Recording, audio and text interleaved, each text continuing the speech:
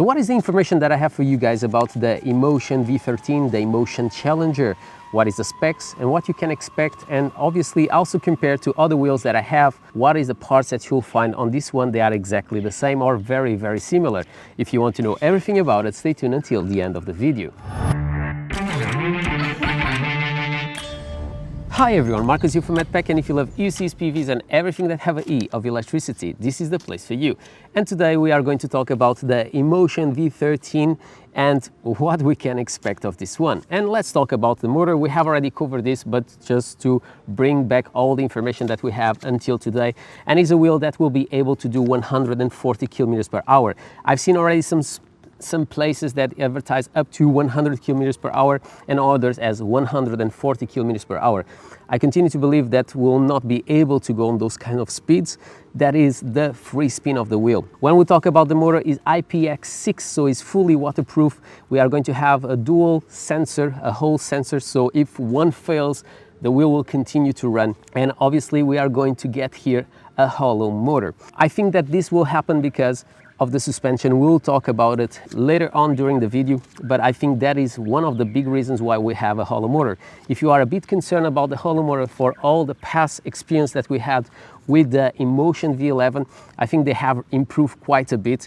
And if you have received a more recent motor from Inmotion, you know that they have improved putting some rubbers to cover those motors, and they are simply amazing. I have those rubbers at home and I can guarantee that they will do the job. So I believe that they have learned the lesson from that wheel and they will be able to deliver to us a hollow motor that works and will not have problems with the bearings in the near future. Obviously also in power is the most powerful wheel that you have on the market, 4,500 watts with a peak of 10,000. So even if you put next to the fastest electric unicycle on the market, like we talked previously, it's not even comparable. So you have here 1,000 watts more than on the Begode Master. This wheel is definitely a 126 volts like you can find on the Kingsong S22.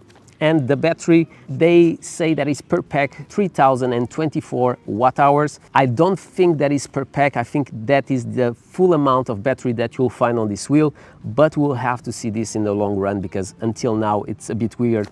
Inmotion told me that is per pack. If you have a wheel with 6048 watt hours, we're going to have here a very, very heavy wheel. And if you look to the profile of this wheel, it doesn't make sense. So this wheel ergonomically, I think is going to be perfect. If you look to the top of the wheel, is very, very narrow. Something that was a complaint that I had when I was testing out the veteran Abrams. So it was not really comfortable on the top of my legs. Obviously, I'm not the biggest guy in the world, but that was a complaint that I had with that wheel. I don't think that we're going to have that issue with this wheel, and for that same reason, I don't think that this wheel is 6,000 watt hours. They announced that it's a fast charging up to 2.5 hours. For past experience with Inmotion, I don't believe that they are going to deliver a wheel with a fast charging, but we'll have to see that if it's going to happen or not. I believe that is going to be a 5 amps max, but not more than that. We'll have to see. If you are expecting a fast charging that will charge your wheel fully in 2.5 hours, I don't think that is coming out of the box. These batteries, they are also fully sealed, so they are IP67, an approach that I was already expecting from Inmotion, because if you think about the V12, it's waterproof, and also there are new scooters like the Inmotion Air Pro that I have reviewed recently on the channel. Definitely that is an approach that we were already expecting. When we talk about the battery, it will come in 11 compartments, and obviously you are going to have a BMS that will be able to even control the temperatures individually of every single pack of battery that you have inside your battery. So you have here plenty of monitoring of your battery, so less risk of have fires with your Inmotion V13 Challenger. When we talk about the communication between motherboard and batteries, is a dual communication. So it means that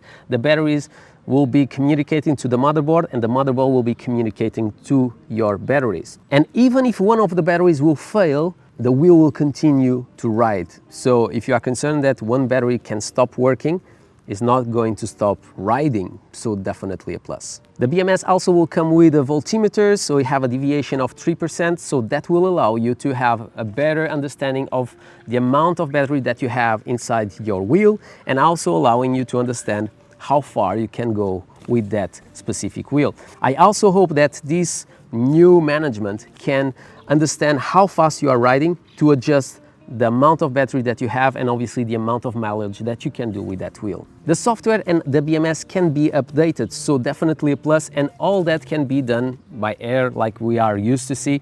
But because you can obviously check every single batteries inside your wheel and Inmotion can have access to this information, they will be able to update those BMS related with the information they are getting from all the Inmotion V13s that will be on the market. These batteries, they will be filled with sealant that will obviously reinforce all your package without increasing so much the weight of your wheel. So definitely a plus, because if you think about protecting your batteries, you always think about putting metal on the surrounding areas. You have metals on the corners of your wheel, but not everywhere, because you don't need it, because you have the tire to protect, you have this corner protected, and on the top you'll have the cage to protect your battery packs. So definitely a plus, because you will not increase the weight of your wheel, but your battery packs will be protected. The heat dissipation on this one, they say that will be 10 times better than they've done previously. I think that is also related with the design. If you look on the design, you'll notice that you have the mud guard and a massive space on between. So obviously you'll have the heat sink on the bottom and all the air will pass underneath. And also there is no fans inside the motherboards of Inmotion. If we look to the Inmotion V12, is a wheel that it runs really low in temperatures, and I don't think that is going to be different with the Inmotion V13 Challenger. When we talk about battery safety, you'll find 2 temperature sensors and 12 protection mechanisms inside your batteries, and if all of this fails, you have a gatekeeper on the outside to protect your, in this case, the battery pack. And if we talk about failure, we talk about fires, like it happens with the Kingsong S22. And this doesn't happen only when you are riding, but also when you are charging your wheel. But this wheel is not just riding, if you want, or power and batteries and all those stuff. Finally, this wheel is a game changer in other stuff, like for example have a fingerprint to turn on and turn off your wheel. So even if you have to put your wheel somewhere that others can have access, the wheel will just turn on if they use your finger. So definitely a plus. But if you look to the screen, you are going to find that on the left you have the fingerprint, and on the top you have another part that it seems like a sensor. So I think there is more things in there that they didn't advertise until now, but I think you'll be able to control other stuff. Another thing that we have to talk is about suspension. And no, there is no 2 versions of the V13 Challenger. It just comes a V13 with suspension that they say is an electronic adjustable non-stretcher shocks. What I think that this means is electronic, so you'll be able to adjust the travel of your suspension and the rebound through the screen or through your phone. So definitely cool. I don't think that you can put some air on this suspension. I think it's like a gas system that you have, and I don't think that is going to be as weak as the one that you find on the Inmotion V11, because if you look through the bottom, you have like two metal channels in both of the sides. So I think it's going to be much more reinforced, but also I think that the suspension will be more similar to the suspension that you have on the Begode EX, that I know that many of you guys didn't like it, but I also find it that in high speeds it adjusts much faster than the suspension that you'll find, for example, on the Kingsong S22, or obviously the suspension that you find on the Begode Master. And another thing that it seems that is electronic is the pedals. So now they'll be opening and close automatically. To be completely honest with you guys, I don't really like this, because if you hit with the pedals on the floor for any reason, I think that this system can be compromised.